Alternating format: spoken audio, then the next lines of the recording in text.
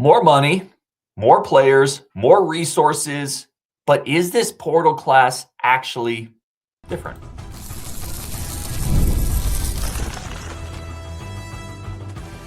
You are Locked On Badgers, your daily podcast on the Wisconsin Badgers. Part of the Locked On Podcast Network, your team every day. What is going on, Badger fans? Welcome to Locked On Badgers, your team every single day, part of the Locked On Podcast Network. I'm your host, Ryan Harings. Thank you for being here. Thank you for being an everydayer and part of this community and making this your first listen. Appreciate you so much. Today's episode brought to you by Game Time. Download the Game Time app, create an account, use code Locked On for $20 off your first purchase. Today's episode, we were talking offensive weapons. Colton Joseph, thoughts on the scheme from an X's and O's standpoint. And does this portal class feel different? Is it different? To help us out with those questions, we got Coach's Corner, Coach Andersen, the Dairy Raid joining us. It's been a minute. It has been too long since we've had you on the show. We used to do this a lot more often, but people get busy and you've done a ton of content. I do want to take a second for people who maybe haven't seen you in a while. Quick background. Where are you at? What do you do? And then let's get into some of these scheme questions.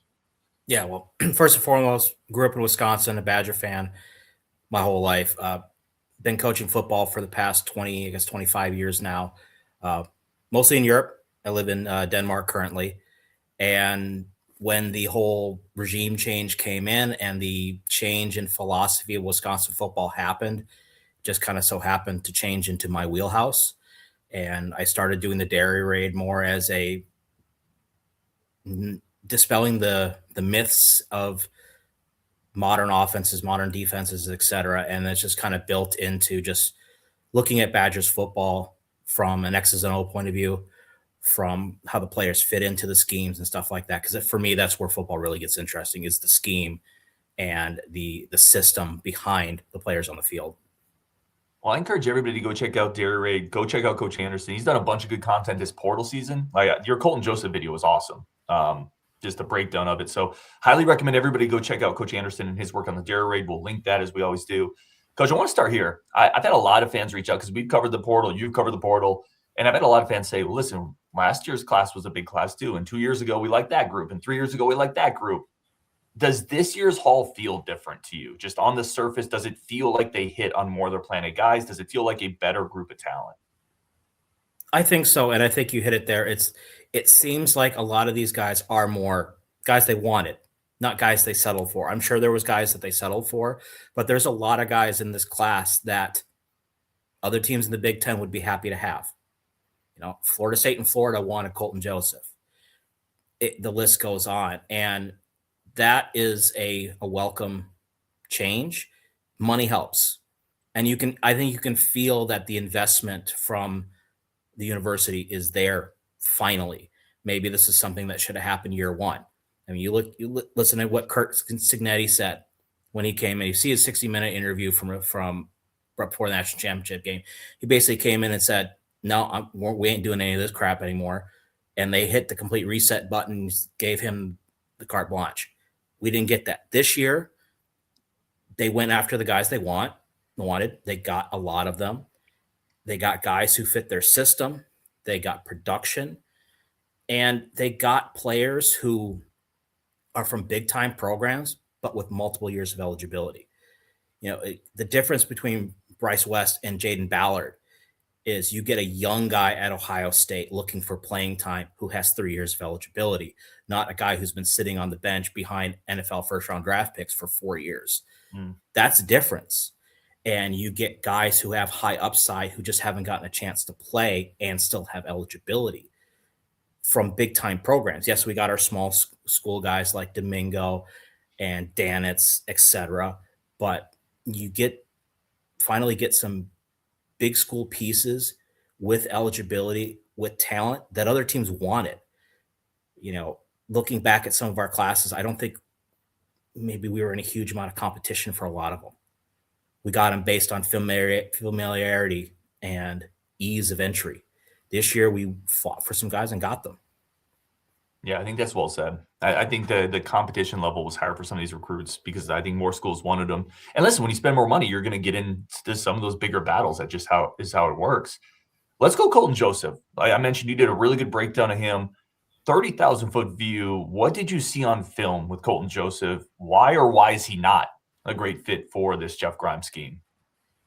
I think he's a good fit because he can process the game on the move. And he's an athletic quarterback. He's a mobile quarterback, but he's always got his eyes downfield. He's looking to make completions. He just doesn't take off running at the first sign of trouble. And I particularly looked at the Indiana game and the Virginia Tech game playing against P4 schools. He has comfort in the pocket. He knew how to work his system. He runs a lot because that's where his talent takes him. But he's still looking to make passes downfield. And you saw the difference between the Indiana and the Virginia or the Virginia Tech game. Indiana game, they shut down some of his running eventually, but Virginia Tech, he was able to break the pocket and put some nice touch passes downfield. So he has a nice mix of mobility. He has a pretty good arm, and he makes all the throws that is going to be asked for in this system. There are similarities to what they did at Old Dominion to what we could expect this year. Old Dominion's offense was very basic. Not basic's a wrong word. Very system based. They ran the same routes over and over again. They just changed how, whether it was quick pass or play action, RPO, whatever, but the same looks. And he fit well in the system. So that's what's going to be the key is they have to, instead of putting him into the offense, they need to build the system around his skill set to maximize it. And luckily this year behind him is a group of quarterbacks that, God forbid, anything happens, there's not a massive change. And we saw that this year with four different quarterbacks with four different skill sets, maybe two of them kind of similar with Danny and Carter. But now at least you can see where he fits and what they want to do, but he's part of a system and they're going to build the system around him. I think that's a great point on the backup quarterbacks. If for whatever reason Colton needs, and let's say he needs a breather because you're up 40-10 and not because he's hurt, wouldn't that be a change? But Deuce Adams, Carter Smith, they can all run a subset of what you want Colton Joseph to run. I think that's a really good point. Totally. I think the question Badger fans have, I think we all like the athleticism, right? He clocked at 20 plus miles an hour. He's 6'2". He's got real speed. He's got really great footwork too. That's something you pointed out. Not all quarterbacks that have speed can actually maneuver inside the pocket, can make the right read, can use the footwork to get out of the pocket. But the question always comes down to is the arm, right? The accuracy, the decision-making. Not the greatest completion percentage at ODU. I know that's not necessarily the only thing you look at. But what is the arm talent? What if a team shuts down the legs or he can't get out of the pocket on 3rd and 7? Is this a dude that can make those throws, do you think? Yeah, I think a lot of it comes down to just how they're going to build the passing game around him. Like I said about Old Dominion's passing game, he had to make about 4 different types of throws. Bubble screens, deep curls, deep crossers, fades, and seams. That was the majority of their offense. And he had a lot of drops. He had a lot of, I know everyone talked about his 3 interceptions against Indiana. 2 of them were on tip balls that he had nothing to do with. I think he has good footwork. He has good pocket awareness. And if you distribute the routes around enough, he can run an offense where he has to throw the ball. I don't think that's going to be a problem. It's just going to come down to them scheming up a system where you're going to give him options. A lot of times at Old Dominion, he had plays where he had one option. It was to throw the curl, to throw the crosser. That was the only play that was really, or the only route that was really designed for it. They have to get away with that. They have to give him some pure progression plays and give him options if teams try to take away his running ability. What's the thing you saw on film that maybe I don't want to say most concerned you, but you were a little questioning? You came out of the film study about Uncle Joseph. I'm not sure about this one thing. I think at times he would, when would get some pressure in the pocket, he would accelerate his footwork a little bit, and he would get a little bit off balance. Sometimes he'd get a little toesy, where he's striding into the throw, and you could just see him arresting his movement on his kind of on his tippy toes every now and then. It didn't really affect his accuracy a huge amount, but that can, when Big Ten defensive backs are that half a step quicker, the little bit of momentum that you lose by getting toesy, by getting your base off a little bit, can affect some of those down the field throws. I think he has really nice touch deep to the outside. He threw some great fade balls, especially in the West, I keep saying West Virginia Tech game. But where he threw his interceptions, where it was trying to fit the ball into tight windows, and a lot of times that happened when his footwork got off. So I think it's important that they keep emphasizing his footwork, keep emphasizing his pocket movement, look beyond his athletic ability. That's always the problem with athletic quarterbacks, is sometimes coaches get all excited about how look at him run, but they don't pay attention to footwork, arm angle, stuff like that. He has a good throwing motion, but if his base is off, everything can go downhill from there. So that's something that definitely need to keep an eye on. Yeah, it's great stuff.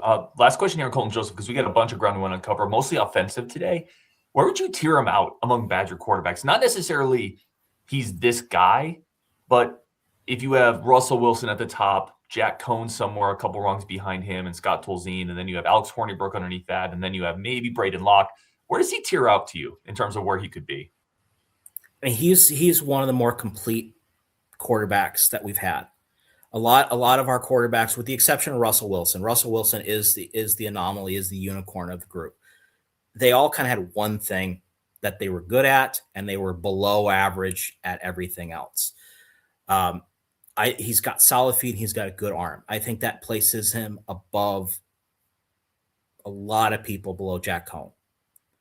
I mean, I need to see him on the field, but skill set wise, he should be right up there. He might not have as much of an arm as Alex Hornibrook, but his feet are a lot better. His pocket awareness is a lot better. He can balance out the offense from that point of view. So it's really important because again, like I've been saying for a long time, we don't have the Hall of Fame running back right now that a lot of those quarterbacks got lucky. Like Alex Hornibrook, imagine if he had to deal with having a fourth string. You talked about it, having a fourth string running back. I mean, it's amazing how good your offense can be when you have one of the best running backs in college football history. What I think Colton Joseph, even to your point right there, Russell Wilson, as incredible as he was blessed with 2 NFL receivers.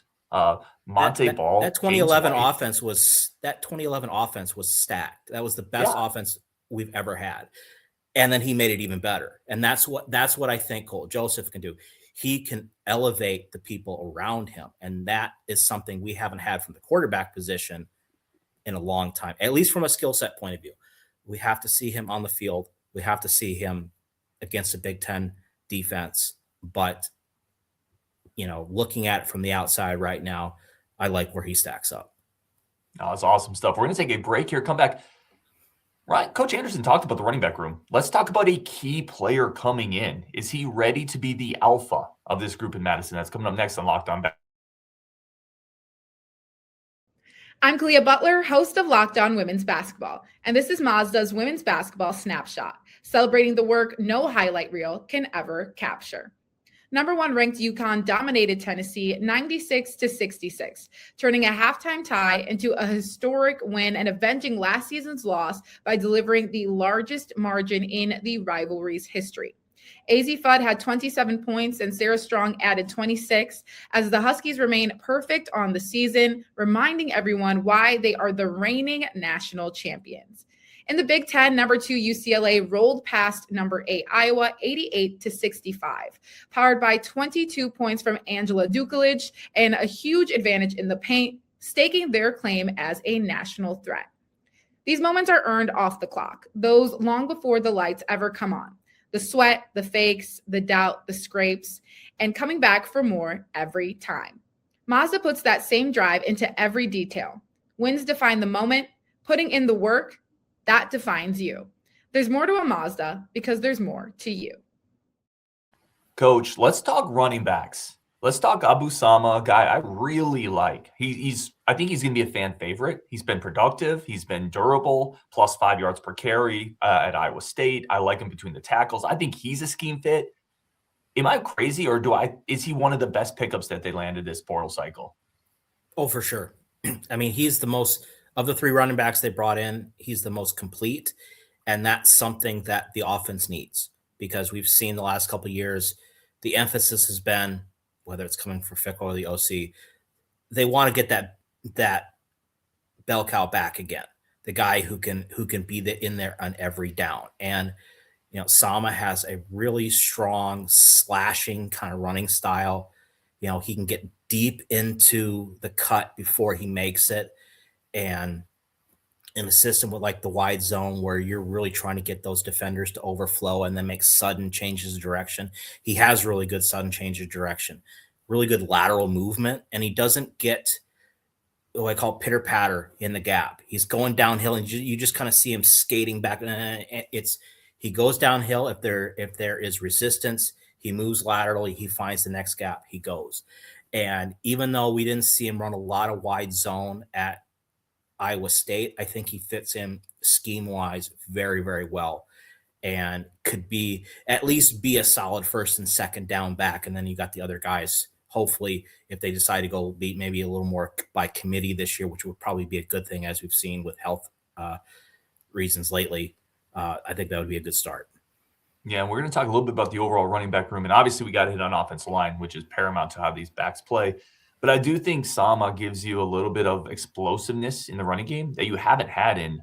I mean, you had the big Dupree run a year ago, but for the most part, it has just been missing. He can rip off. You mentioned it, slashing north-south.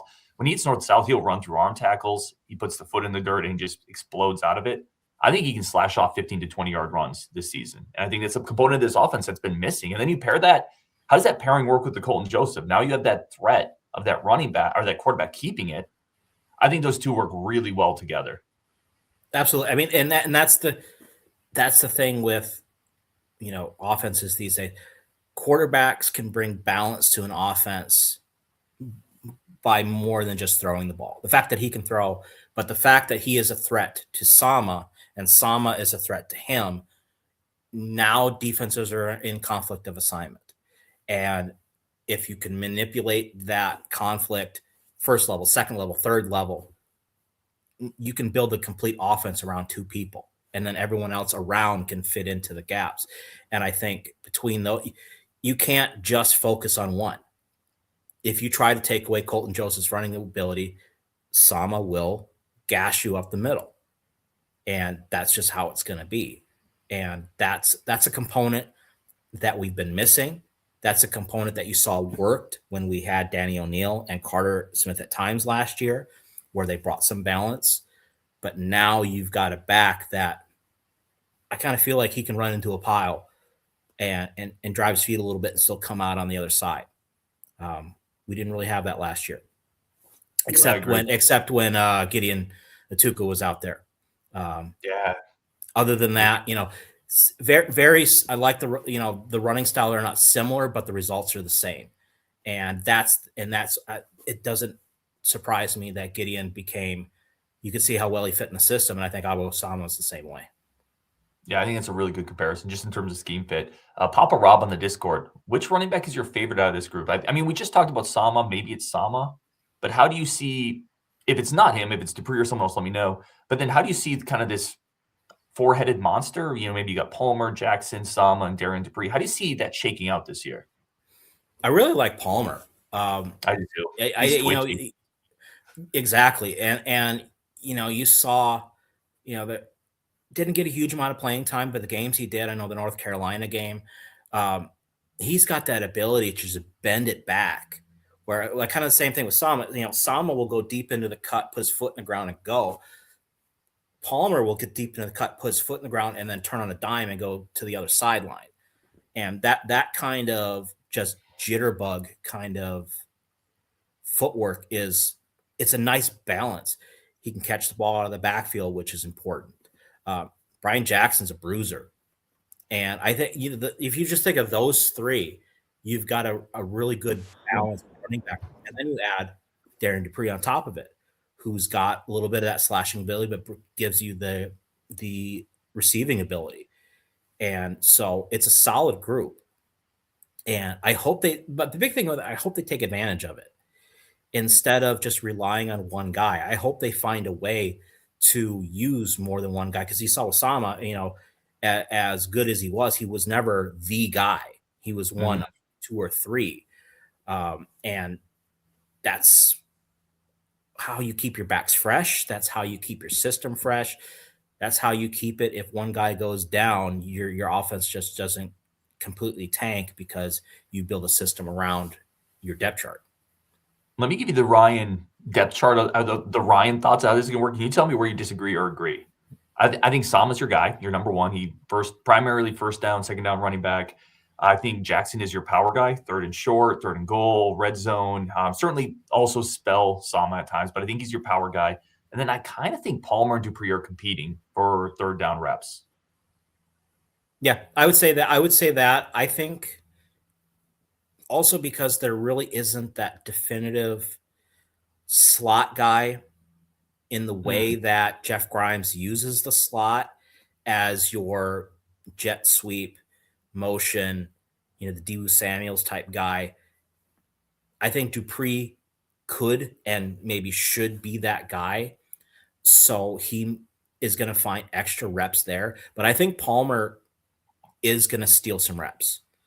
He's younger. Dupree's been in the system. He's been here for a long time. But we know that it's a win now kind of mentality. And if Palmer's going to get you good reps, especially on third down, he's a good pass blocker for his size. That's something he already has an advantage on Dupree with. Dupree is not the best blocker in the world. So there's a good chance he's going to steal some of those third down reps. And that either means Palmer bumps out the slot, they use him in a different way, or he becomes Osama's spell and he gets first and second down reps. You never know. But I think Palmer's going to steal some reps this year. I do too. I'm excited to see that competition. Speaking of competitions, receiver, offensive line, two spots that I can't wait to see in spring ball and fall. We're going to talk about those next with Ryan Andersen, the new pieces coming in, and how did those depth charts look? Did they get the home run with the new center, Austin Kawecki? A lot to get into. Today's Locked On Badgers will take a quick second for our friends of the show with Coach Andersen over the Dairy Raid. Today's episode brought to you by our great friends over at Indeed. Sometimes it is incredibly hard to find the right people for your jobs.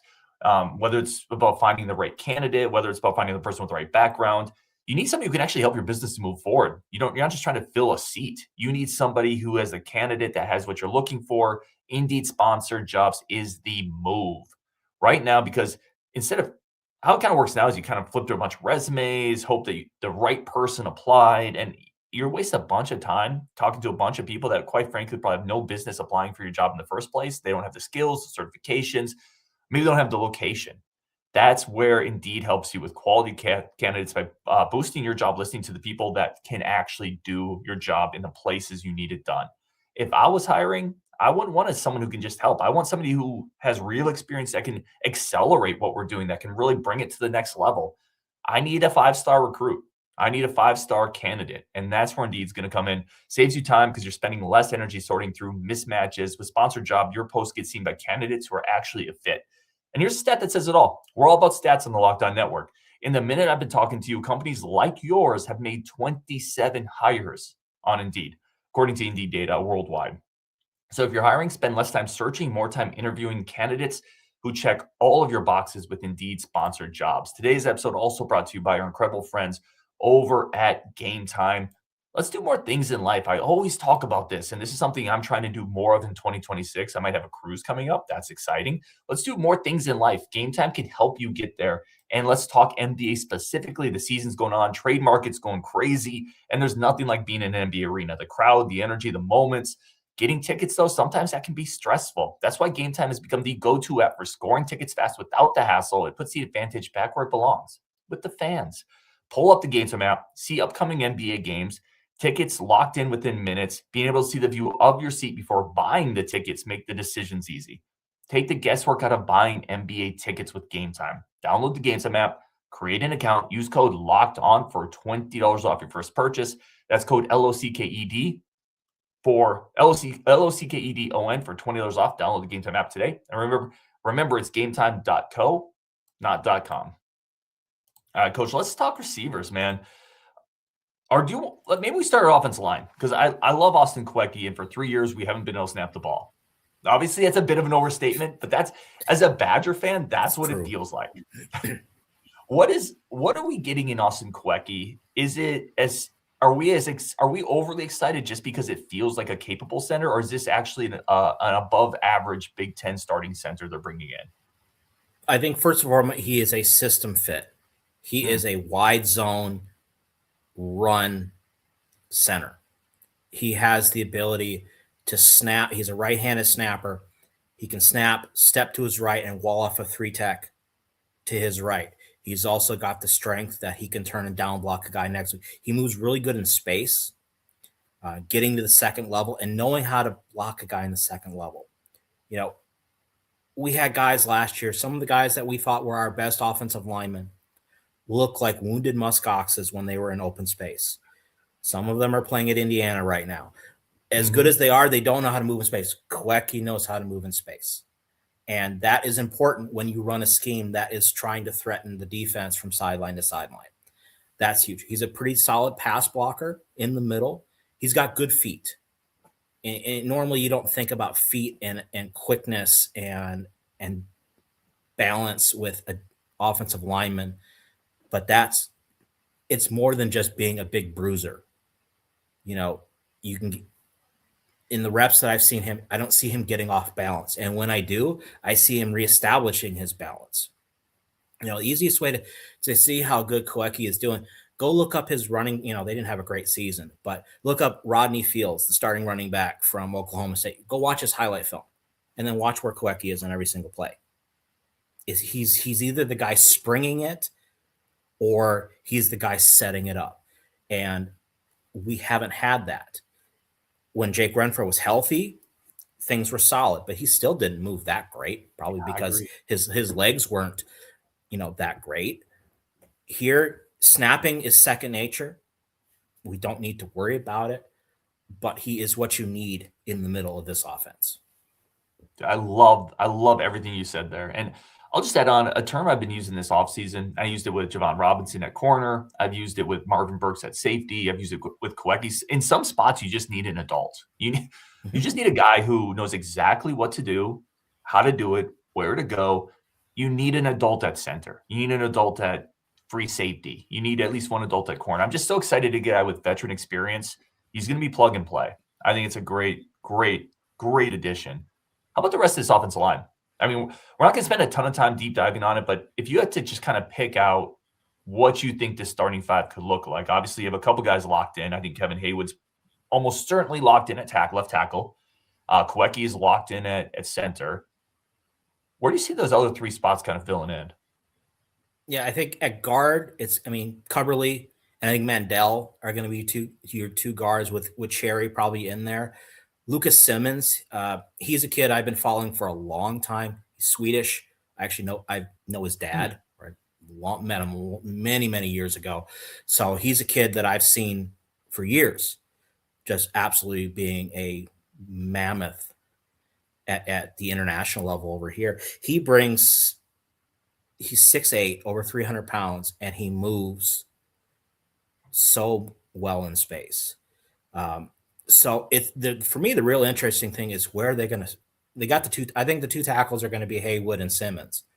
Who's going to go at left and who's going to go at right? Because Kevin Haywood was a right tackle in high school. He was a mauling right tackle in high school. Maybe he's more comfortable moving over to right, and then Simmons becomes your left where he worked at Florida State. I don't know, but I think you've got two bookend tackles there. And then – we got some of the young guys, Rusky and Davenport, et cetera, can be the rotators or the swing guys at tackle. I think we got a nice balance of youth and experience, which is something we haven't had. We've been relying a lot on redshirt freshmen and true freshmen. for the last couple of years, and now at least he seems to be a little more balanced in the room. Simmons is a really interesting guy. Big upside, high pedigree, 4-star kid. And you mentioned it, the prototypical frame and reach for a tackle. Why do you think it hasn't quite clicked yet? Why? And I don't necessarily say it hasn't quite clicked. I don't actually know what Florida State had on their depth chart ahead of Simmons. Maybe that's the answer. But it feels like maybe he just has needed more reps, more strength. Why hasn't he got on the field more at Florida State, do you think? Well, I think another thing that's important, I've known about him for a long time playing over here. I think he played his senior year of high school at a prep school in Florida, not IMG, a similar type school. I think he needed time to get up to speed with big time college football. And, Florida State is Florida State. I'm guessing the guys who played ahead of him were high 4-star type guys. And they maybe saw him more as a developmental guy. He needed to put on, good weight. He needed to work on maybe functional strength. He's got, natural, behemoth type strength, but making it functional was probably something he needed to work on. But I think this is the perfect time to get him. It's like he's had that. Okay, he's taken the baby steps. He's taken time to grow. Now he's going to come in with 2 years of eligibility, 3 years of eligibility. We're going to get him at his best, at least at the college level. So I think it's important that, he's going to get a chance to play. And I'm trying to remember if Simmons is going to take him to another level. Yeah, I think does Simmons have 2 or 3? I'm trying to remember in my head now. Yeah. I can't remember if it's 2 or 3 specifically. When you bring in 30 plus players, I have a spreadsheet that tracks everyone's eligibility, but off the top of my head, I'm like, I don't know. But yeah, multiple years for sure. Let's move to receiver. This is another spot I mentioned.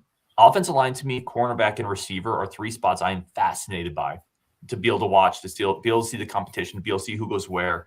The Badgers bring in Shamar Rigby. They bring in Domingo from Southeastern Louisiana. They bring in, obviously, Malachi Coleman, the lottery ticket. You get Zion Kearney from Oklahoma. You're bringing back Eugene Hilton. You have a couple freshmen coming in. What do you think of this receiver room right now, A? And did they do enough? Who do you think starts? Who's your favorite portal guy? I'm hitting with a lot of questions, but that's because I think this whole room is a question mark. Well, I think that's what it is. It's like I could probably make it if we're starting three receivers. I can make a case for about 4 or 5 different groupings, depending on how you want to use them.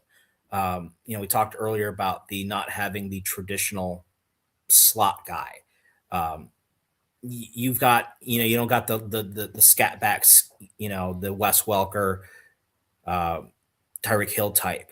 But you got some guys like Hilton who could be a big matchup problem as more of a possession slot receiver. So maybe that changes how they run slot receivers. We have some receivers who can take the top off, but those are also guys who haven't gotten a lot of reps. Malachi Coleman can take the top off of anything and jump to the moon to get the ball, but he hasn't gotten the field. Domingo is your low-level, high-production guy. Does it translate? There's so many. I love the pieces, but I have no idea how they're going to use them. And the big thing that they need to do is they need to expand the passing game, not throw more. It really seemed like last year's passing game was play action rollouts to the short side of the field where nobody was open, screens, and sending Lance Mason up the sideline on a fade or up the seam. They need to do more because, yes, you want to have the vertical passing game. The vertical passing game is not just chuck and duck and play action and bootleg to the short side of the field and run out of options.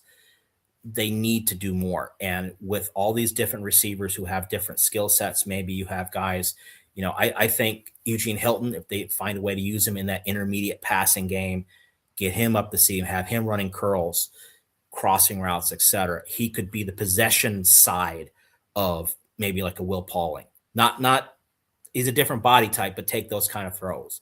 And then, you kind of build off of there. But yeah, it's 6 guys, all 6 of them could play. And it could be any three of them at the same time. Who's the portal guy they brought in that you're most excited about? I think Domingo. I love this. I love the small school guys. Their film is always fun to watch because they always stick out. When you get a small school guy who has produced, when you watch them, you can see why. But then it's like, okay, now we're going to take a step up. And the difference between Southeast Louisiana and the Big Ten is pretty big. But, it just comes to opportunity. And given the opportunity, given his skill set, I think he could do well in this offense.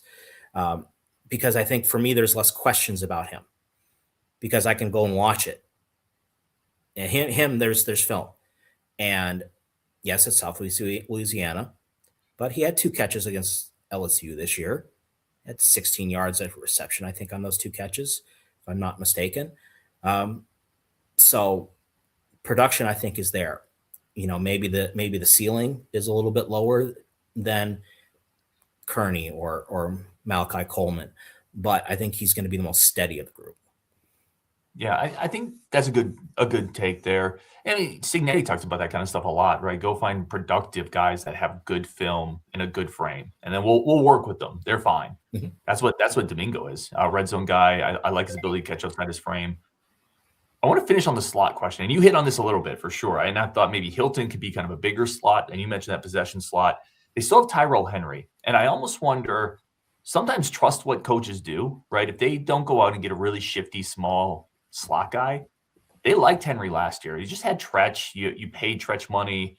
You couldn't really bench him. I almost wonder if Henry's just that guy when they need kind of that smaller, shifty slot. Yeah, I think so. I mean, you look as the year went on, and he got a lot of that. The run game stuff that Tretch didn't get. I think when Tretch's effort kind of started to tail off, and you can kind of see how the season went, the frustration go through.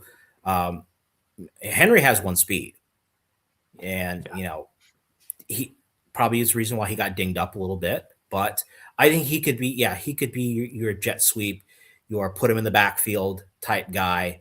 I think the slot is definitely going to have to be by committee because you just don't have that one guy who's going to be on the field at all times. And with all the tight ends they have, we said it last year, how much we're going to see 2 tight ends. I think we're going to see a lot more of it this year than we saw last year.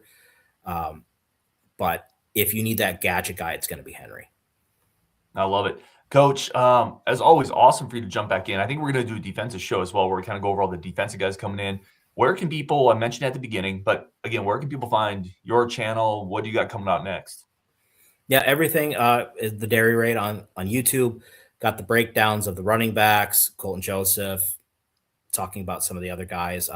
Substack, where I go into a little bit more detail, where I broke down the entire 2 entire games of Colton Joseph, full game of Abu Sama, stuff like that. If you want to get into the nerdy side, the X's and O's, and kind of look maybe a little bit beyond what the broadcast gives you, look at the all 22 and look at the system behind the players. That's where my niche is. I definitely recommend it, especially if you want to get a little smarter about the game. It's something I use. I thought your Colton Joseph one was great. That's where, just seeing the footwork and the way you break that down, I think it's very valuable. So I highly recommend it. Go check it out. For everyone tuning in, thank you for being a part of this community on Wisconsin, and we will definitely talk tomorrow.